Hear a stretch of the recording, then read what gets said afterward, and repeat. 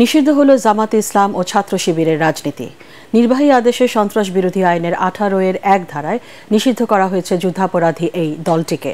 বিকেলে এই বিষয়ে প্রজ্ঞাপন জারি করে স্বরাষ্ট্র মন্ত্রণালয়। 71 মানবতা বিরোধী অপরাধের দায়েও দলটির বিরুদ্ধে বিচার শুরু করা হবে বলে জানিয়েছেন আইনমন্ত্রী আনিসুল হক। বিস্তারিত ফজলে রাব্বির রিপোর্টে। জামাতে ইসলাম এবং ইসলামী ছাত্র শিবির এবং তার অন্যান্য অঙ্গ সংগঠন সেগুলিকে সরকার নিষিদ্ধ ঘোষণা করিল। 48 বছর পর আবারও বাংলাদেশের রাজনীতির অধিকার হারালো জামাতে ইসলামী ও ইসলামী ছাত্র শিবির। নির্বাহী আদেশে এবার নিষিদ্ধ হল দলটির রাজনীতি। এই সংক্রান্ত স্বরাষ্ট্র মন্ত্রণালয়ে দেয়া প্রজ্ঞাপনে বলা হয়, সন্ত্রাস বিরোধী আইনের 18 এর 1 ধারা অনুযায়ী বাংলাদেশ জামাতে ইসলামী, ইসলামী ছাত্র শিবির ও এর সকল অঙ্গ সংগঠনকে রাজনৈতিক দল ও সংগঠন হিসাবে নিষিদ্ধ করা হলো।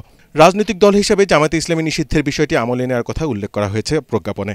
এই প্রজ্ঞাপনের শুরুর অনুচ্ছেদে আন্তর্জাতিক অপরাধ ট্রাইব্যুনালের কয়েকটি মামলার রায়ে জামাতে ইসলামী ও ইসলামী ছাত্রসংঘ পরবর্তীতে ইসলামী ছাত্র শিবির ও এর অঙ্গ সংগঠনের মুক্তিযুদ্ধে সংঘটিত গণহত্যা, যুদ্ধাপরাধ ও মানবতা বিরোধী অপরাধের দায়ী করার বিষয়টি উল্লেখ করা হয়েছে।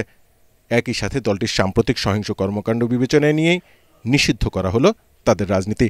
আইনমন্ত্রী আনিসুল হক জানিয়েছেন, যুদ্ধাপরাধী সংগঠন হিসাবেও দলটির বিচার কাজ শুরু করা হবে।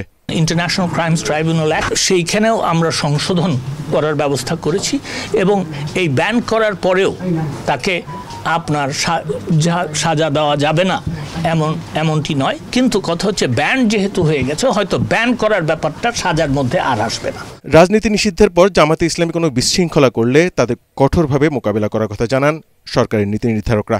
আমরা যে মুক্তিযুদ্ধকে দেশ স্বাধীন করছি না, ওদের বিরুদ্ধে তো আমরা সেই 71 থেকে যুদ্ধ করতেছি, কাজেই এইগুলো আমাদের সক্ষমতা অনেক আছে। তারা যদি বাংলাদেশের কোনো আইনে অপরাধ করে থাকে অবশ্যই তাদের বিচার হবে, কিন্তু এটা যদি আপনারা বলেন গণহারে জামাতে ইসলামের যারা নতুন কর্মী, যারা 1971-এর পরে জন্ম নিয়েছে কিন্তু তাদেরকে বিচার করা হবে, আমি এরকম গণহারে বিচার করা হবে না।